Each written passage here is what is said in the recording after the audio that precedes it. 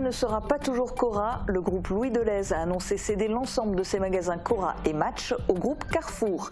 Si l'autorité de la concurrence confirme cette transaction, 175 supermarchés et près de 24 000 salariés passeront dans le giron de Carrefour courant 2024. Changement de gérance dans la continuité pour Bersheim Création. La boutique sarregueminoise est une institution familiale. Le magasin de décoration et de tapisserie, créé en 1967 par Fernand Bersheim, était géré depuis 43 ans par sa fille. Au 1er août, Clarisse Bersheim passe le relais à sa sœur et à sa nièce. L'heure de la reprise a déjà sonné pour le SFC. De nouveaux joueurs ont intégré l'équipe 1 du Sarreguemines Football Club et anciens et nouveaux joueurs se sont retrouvés sur le terrain pour un premier entraînement. L'occasion aussi pour les dirigeants d'évoquer la stratégie du club pour la prochaine saison qui s'annonce pleine de défis à relever. Il était une fois l'ascension d'une haute montagne. Le festival itinérant initié par la CCPB a fait étape au moulin d'Eschviller avec un spectacle de la compagnie Les Vrais Majors qui raconte une expédition en altitude en mettant le public à contribution. Bienvenue sur Mosaïque Cristal. En fin d'émission, on fera aussi un focus sur les oiseaux. Les statistiques sont alarmantes. Depuis 1980, près de 600 millions d'oiseaux ont disparu. Sujet plus réjouissant, on parlera de culture avec Thibaut. Tu t'es intéressé à quel thème pour ta chronique ? Eh bien aujourd'hui, je vais parler de la galerie Beach and Art. Elle a pas mal évolué depuis ces 2 années d'existence maintenant. Donc on va parler comment elle se porte aujourd'hui. Et on en saura donc plus tout à l'heure. On va d'abord s'intéresser à l'actu et à une annonce à laquelle personne ne s'attendait. Alors que les discussions s'éternisent autour d'un potentiel rachat du groupe Casino, mercredi dernier, c'est le groupe Louis Delhaize, propriétaire de Cora et de Match, qui a annoncé céder l'ensemble de ses magasins au groupe Carrefour. En tout, ce sont 175 supermarchés et près de 24 000 salariés qui seront concernés par ce rachat. Si l'autorité de la concurrence confirme cette transaction, le transfert des activités et du personnel sera effectif courant 2024. Mais qu'en pensent les consommateurs ? Jérôme Secala a posé la question aux clients sarregueminois. Alors on a appris la semaine dernière le projet de rachat de Cora France par Carrefour. Qu'est-ce que vous en pensez ? Ce que ça m'évoque, pas grand-chose. J'ai vu l'information à la télé. Pour moi, ça va rien changer. J'irai faire les courses, j'allais au Cora, j'irai au Cora et c'est Carrefour. Je pense que pour moi, ça ne changera pas grand-chose. Là, on fait les courses chez Cora, je continue à les faire là-bas. Au niveau du personnel, je ne sais pas ce que ça va changer. J'espère pour eux qu'il n'y aura pas de licenciement sur tout ça, quoi. Après, les grands groupes deviendront toujours plus grands. Je pense qu'il faudrait un peu garder un peu la proximité et tout. C'est une histoire de business. Et puis c'est dommage parce que Cora, on parlait Cora. Et maintenant, ça va être je sais pas quoi. Alors voilà, sinon ça me fait pas grand-chose. Tant que les prix sont raisonnables, par la suite, il n'y a pas de souci. En général, quand il y en a un qui se fait racheter par un autre, c'est qu'il y en a un des deux qui est faible. Donc c'est pour sauver la mise, je pense, ce rachat. Je trouve Cora, oui, c'est trop cher. Si Carrefour permet de faire une course un peu moins chère, oui, je suis content. Content pour moi.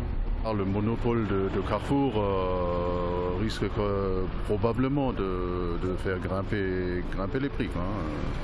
Voilà, donc une petite inquiétude sous-jacente quand même. Changement de gérance dans la continuité pour une boutique emblématique de Sarreguemines. Le magasin Bersheim Création, créé en 1967 par Fernand Bersheim, va connaître une nouvelle direction à partir du 1er août, la 3e de son histoire. Mais les nouveaux gérants sont loin d'être des étrangers de cette institution de la décoration. Reportage de Guillaume Dumonteil et Jérôme Secala. C'est une nouvelle passation de clés pour la société Bersheim. Après 43 années de gérance, Clarisse Bersheim passera le 1er août la main à une nouvelle direction. C'est sa sœur Isabelle et sa nièce Anne-Sophie qui travaillent là depuis des années qui vont reprendre l'affaire. Le magasin de décoration et de tapisserie, créé en 1967 par Fernand Bersheim, vit alors son 3e changement de direction, mais reste cependant une affaire familiale. De quoi rassurer son ancienne directrice qui viendra encore à la boutique 2 fois par semaine. Ça me rassure, oui, c'est vrai que peut-être que sinon j'aurais continué un peu, je ne sais pas ce que j'aurais décidé, mais c'est assez difficile d'arrêter tout ça, ça fait tellement longtemps que c'est dans ma vie. Depuis que je suis toute petite en fait, et même pour les clients. Je veux dire, il y a énormément de gens qui sont très très heureux de voir qu'on reste, qui étaient un petit peu affolés de voir qu'on fait liquidation, etc. Donc je crois que c'est bien pour tout le monde. Un changement de gestion qui s'accompagne d'une liquidation des stocks, mais aussi de quelques nouveaux aménagements dans le magasin. On va faire des travaux sur tout l'espace de vente. L'étage va être consacré aux rideaux. Il a été complètement refait, donc il va y avoir une nouvelle expo et tout sera en haut pour les rideaux. Et en bas, on va complètement refaire. On va faire une nouvelle implantation pour les stores intérieurs. Store extérieur et une nouvelle implantation de sommiers matelas. En plus de cette nouvelle direction à Sarreguemines, la famille reprend également la boutique de Petit Réderchin, Desmerlet et Fils, actuellement en cessation d'activité. Une reprise logique de cette enseigne référence de la tapisserie. C'était une fierté pour nous de pouvoir reprendre l'entreprise des Desmerlet, qui fait un petit peu la même chose que nous, la même activité que nous. Et donc c'était un plaisir en fait de reprendre. La relève est donc assurée pour ces institutions de décoration. C'est sympathique. Côté sport, la trêve estivale n'aura pas été très longue pour le SFC, à peine un peu plus d'un mois. Hier soir, c'était déjà la reprise avec un premier entraînement organisé au stade de la Blise. Entre les départs, les prolongations et les arrivées au club, c'est un nouveau groupe et un nouveau visage qu'arbore le club sarregueminois. Avec le début du championnat prévu fin août, la préparation est essentielle. Retour sur le mercato et les objectifs du club dans ce reportage de David Aurès.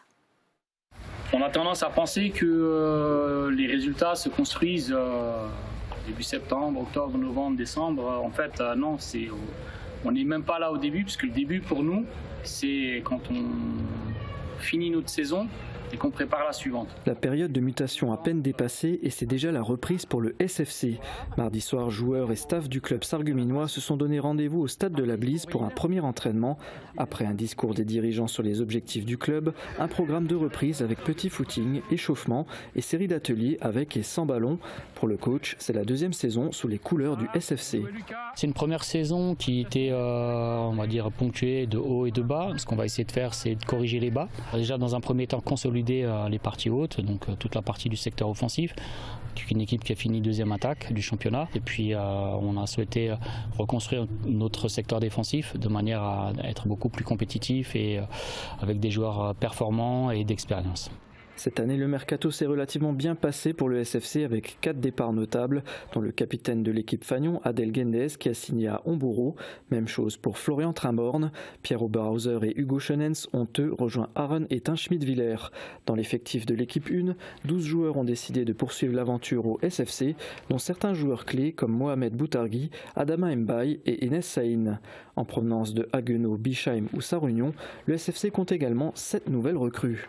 Cette année, nous avons gardé les joueurs que nous voulions à tout prix garder et ensuite nous avons réussi à recruter nos différents plans A. Ce qui me rend fier, c'est le fait d'avoir quasiment la moitié de notre effectif qui a été formé au club ou est passé par nos équipes de jeunes, avec des jeunes de 17-18 ans, mais également un mélange avec de l'expérience, des joueurs qui ont connu le niveau au-dessus. Donc oui, nous sommes satisfaits, mais nous sommes également conscients du fait que seulement le terrain parle. Nous savons que dans le cadre de la refonte des championnats, une seule équipe sur les 3 groupes va réussir à monter. Donc aujourd'hui, ce serait très présomptueux de ma part de venir faire des annonces à ce sujet. Notre objectif, il est de rendre fiers notre public, nos spectateurs, d'avoir une belle équipe au Sarreguemines FC dans le cadre de notre projet à long terme. Pas nécessairement la montée, mais faire mieux que la saison dernière, sachant que cette année, 5 équipes sur 14 seront reléguées en R2. La veille de cette reprise, la Ligue Grand Est de football a dévoilé les nouveaux groupes pour la saison à venir. Le SFC évoluera en Régional 1 Poule B, une poule au niveau relevé dans laquelle les faïenciers retrouvent des adversaires de la saison passée, comme Aubert-Moderne, Gandrange ou Reipertswiller. Ce groupe B réunit 7 clubs mosellans et 7 clubs alsaciens, avec 2 derbys pour le SFC face à Forbach et Homburo. C'est un groupe qui me plaît bien parce que j'y retrouve des équipes que je connais sur Strasbourg. Donc je pense que ça va être un championnat assez homogène avec pas mal d'équipes qui vont batailler pour les premiers rôles. Un championnat très intéressant et qui ressemble presque à une Nationale 3. Donc on a hâte d'y être déjà, quoi. Avantage non négligeable, avec ce groupe, le club local aura des déplacements moins importants. Qui dit reprise dit 3 à 4 entraînements par semaine. Le SFC a également un programme de matchs amicaux complet avant le début de saison. 5 rencontres prévues cet été face à Saint-Réunion, Reiperswiller, Forbach, Bischheim et Raon-l'Étape. Quant au championnat, le calendrier détaillé sera révélé la semaine prochaine. Pour le moment, le premier match est prévu le 27 août. Avant cela aura lieu le premier tour de la Coupe de France le dimanche 20 août. Et la nouvelle poule de l'équipe B du SFC a également été révélée. Il s'agit du groupe I en régional 3. Comme vous pouvez le voir sur le tableau, la saison s'annonce tout aussi difficile pour l'équipe 2 avec plusieurs derbys contre la réserve de Forbach, contre Médecins, mais aussi la 2 de Nousvillers ou encore l'AS Montbronn. Ce premier entraînement a également permis de faire connaissance avec les nouvelles recrues de l'équipe Fagnon du SFC. Pourquoi ces footballeurs ont-ils rejoint le groupe sarregueminois et que vont-ils apporter au groupe? Voici leur réponse au micro de David Aurès. De quel club tu viens et pourquoi tu as rejoint le SFC? Ok, alors moi c'est Bakri Anassim, je viens du FR Haguenau et j'ai rejoint le SFC parce qu'il y a un bon projet, les recrues sont bonnes et le coach je le connais depuis bien longtemps et il m'a motivé à venir. J'ai évolué l'année dernière au FC Soleil Bischheim en R1. J'ai rejoint le SFC pour des raisons sportives par rapport au projet qu'il y a dans ce club. Je viens de FC Cronenbourg et je rejoins Sarreguemines parce que c'est un projet qui est intéressant. Et, les recrues, je connais la plupart, des joueurs très sérieux. À Bitzmingen en Allemagne. J'ai rejoint le SFC parce que je connais bien le club et je voulais savoir avec la nouvelle direction comment ça se déroulait. Je viens du FC Huesca 06 et j'ai rejoint le club parce que c'est un club avec un bon projet et avec des bonnes ambitions. J'ai quitté l'US Sarreguemines dans lequel j'étais pendant 4 saisons et je fais un petit retour à la maison au final parce que Sarreguemines est un de mes clubs formateurs dans lequel j'ai passé 6 ans. Je viens du FC Cronenbourg. Je rejoins le projet de Sarreguemines suite à un appel de Jamel Ferdjani. Un projet qui a l'air monté correctement de bout en bout. Qu'est-ce que tu vas pouvoir apporter toi personnellement au groupe? Écoute, je vais essayer d'apporter mon expérience. L'année passée, j'étais 2 niveaux au-dessus en National 2 et j'essayerai d'apporter le maximum pour l'équipe et pour le club. Je pense apporter de la fraîcheur, dans le sens où je suis encore un joueur jeune, j'ai à peine 22 ans. Donc voilà, ma compétitivité, mon assiduité également. J'ai un certain âge, donc je pense pouvoir apporter mon expérience et mon âme de guerrier. Je veux jouer quasiment tous les matchs et après ma petite pierre à l'édifice. Je suis gardien et je connais le club très bien, du coup je pourrais aider les nouveaux. Avoir du temps de jeu, comme l'année dernière j'en ai pas eu beaucoup, et faire une bonne saison et finir premier. J'espère leur apporter de l'expérience, un petit peu avec ce que j'ai vécu au-dessus et puis j'ai envie de dire ma présence dans les vestiaires sur le plan social et puis espérer derrière créer une certaine hégémonie qui pourra nous permettre de faire une bonne saison. Déjà ma bonne humeur. Non mais après ouais, sportivement mon expérience, hein, j'ai un peu joué au niveau supérieur, un peu en N2, en N3, donc là-dessus mettre ma petite graine au projet, ça serait sympa. Autre sport, la natation. Du 14 au 30 juillet se tiennent les championnats du monde à Fukuoka au Japon. Hier, la nageuse sarregueminoise Aurélie Muller a participé à la compétition du 5 km en eau libre. Malgré ses efforts, elle termine 7e au classement.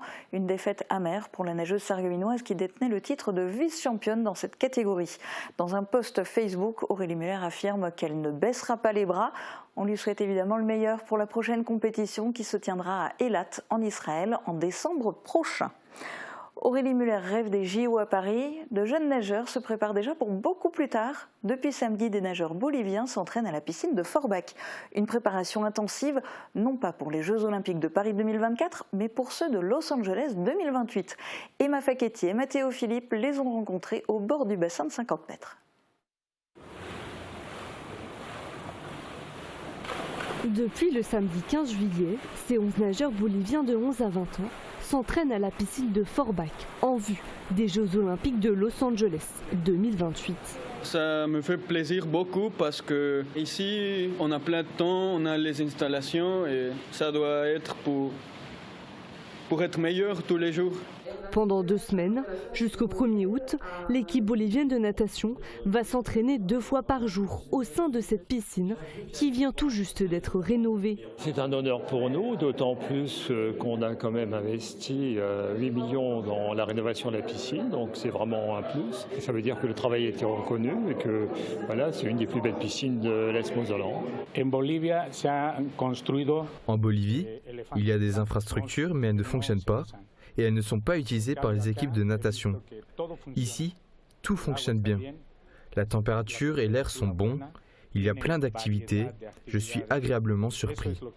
Et pour moi, c'est mieux d'avoir tout ça plutôt qu'une énorme infrastructure qui ne fonctionne pas. L'équipe bolivienne de natation est la 2e délégation olympique à effectuer sa préparation dans le département. Mise en bouche culturelle avant la chronique de Thibaut, la 18e édition du Festival des Arts de Rue Il était une fois se poursuit. Il est initié par la communauté de communes du Pays de Bitche et piloté par la Halle Verrière de Meisenthal. Dimanche dernier, c'était au tour de la compagnie Les Vrais Majors de partager son univers déjanté. Elle a ramené l'air de la montagne sur le parking du moulin d'Eschviller. Reportage de Thibaut Desmerlet.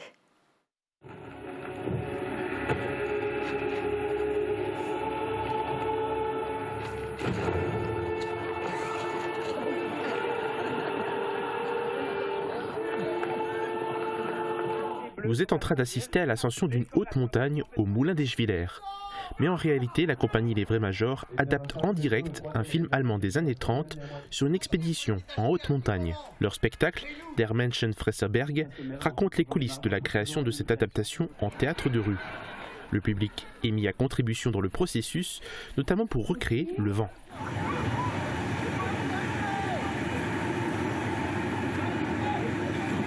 C'était le 3e spectacle du programme de la 18e édition du festival Il était une fois. Visuel et surréaliste, il est joué par la compagnie depuis 2018. Un aller-retour entre fiction et réalité qui crée de nombreuses situations comiques.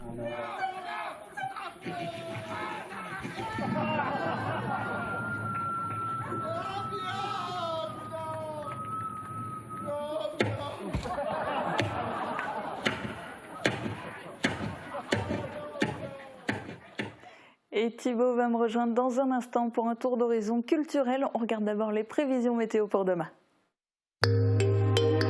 Protégez et mettez en lumière votre maison avec toutes les nuances de crépi proposées par Modèle Habitat.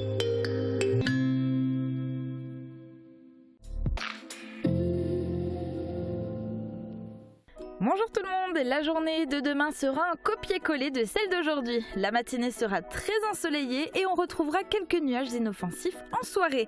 Côté température, les minimales iront de 12 à 14 degrés et les maximales de 26 à 27 degrés. Demain nous fêtons les marinas et il fera jour de 5h52 à 21h31. Passez tous une belle journée et à demain.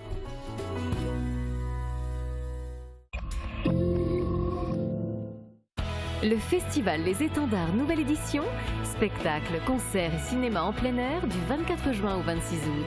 Profitez de nombreuses animations gratuites tous les week-ends. Ne manquez pas l'événement de cet été. Et si les créateurs italiens influençaient l'aménagement de votre maison ?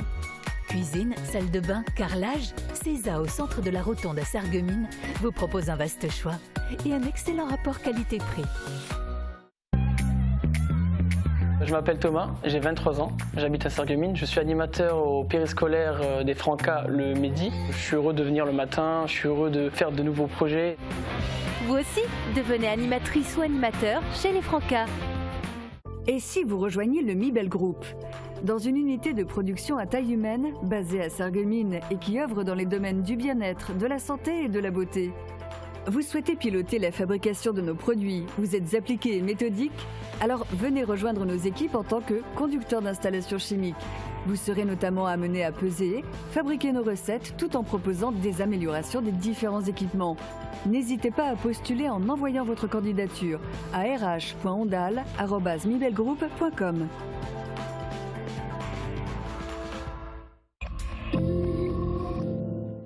Les vacances approchent, c'est l'heure de la dernière chronique culture de Thibaut.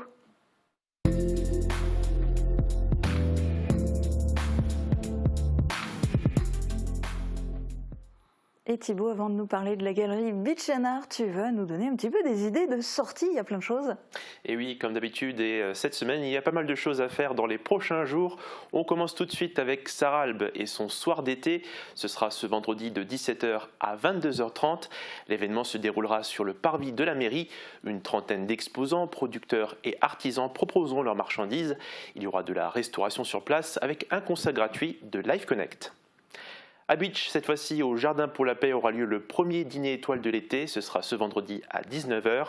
Il est proposé avec le restaurant de la Table de Véro à Haute-Villers. Vous pourrez découvrir les paysages du jardin sous un nouveau jour et profiter d'un repas au milieu de la verdure. Le festival Les Étendards continue avec un cinéma en plein air vendredi à 21h45 dans la cour de l'école de Rébrun-les-Putlanges. Ce sera le film Permis de construire qui sera projeté. Et vous aurez une seconde date ce week-end pour ce festival avec samedi, le concert Back to the 70s par la compagnie Woodstock Acoustic Trio. Ce sera à 20h à Großbiedersdorf à la zone de loisirs avec une représentation de plus de 3 heures. Les plus grands groupes et artistes de cette décennie seront au programme comme les Beatles, en passant par Jimi Hendrix ou encore Bob Dylan. Ce samedi toujours, de 14h à 22h, le Summerfest continue à Sarreguemines avec sur l'esplanade du casino l'événement Chill and Sun, de la musique d'ambiance, de la restauration, des chaises longues et des animations estivales. Tout sera là pour vous poser et vous pourrez même découvrir de la salsa. On se téléporte ensuite à Beach, cette fois-ci pour la dernière date de la tournée du festival La Tête dans les nuages. La compagnie En Musique posera ses bagages au parc du Stadtweiher. Elle vous proposera un atelier, un concert, du théâtre comique, un quiz et une ambiance détendue et festive. Tout commencera à partir de 17h ce samedi 22 juillet. Et pour finir les sorties, dimanche à 21h sur le parvis de la salle des fêtes à Montbronn, ce sera l'avant-dernière date pour le festival Il était une fois. C'est la compagnie Deracinemoa qui vous présenteront le spectacle Tourista. Il vous fera voyager dans votre imaginaire dans un total dépaysement. Et autre dépaysement ou pas, parce qu'il y a des habitués, mais tu nous as promis aujourd'hui, Thibaut, de faire un focus sur la galerie Beach & Art. Et oui, la galerie a ouvert ses portes il y a maintenant plus de 2 ans et en seulement 2 ans, elle a déjà fait son petit bout de chemin avec ses 40 mètres carrés. Pour donner quelques chiffres, 1100 entrées libres ont été comptées et 13 artistes ont exposé leurs œuvres.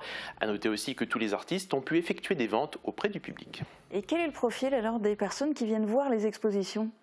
Alors il y a tous les profils possibles et inimaginables. Il y a les habitants de la rue, tout d'abord, un public qui s'est fidélisé, qui a ses petites habitudes maintenant, les habitants de Beach de manière plus générale, et aussi des personnes venant de la France entière. La gérante de la galerie, Cathy Schwartz, m'a confié qu'il a eu aussi pas mal de publics allemands, de Hollandais et même péruviens qui sont passés pour étancher leur soif d'art. Et ce n'est finalement pas qu'une galerie d'art. Non, c'est bien plus que ça, c'est aussi devenu un lieu de rencontre, un lieu d'échange. Plusieurs conférences ont lieu à l'intérieur et certaines personnes viennent aussi simplement pour discuter et débattre.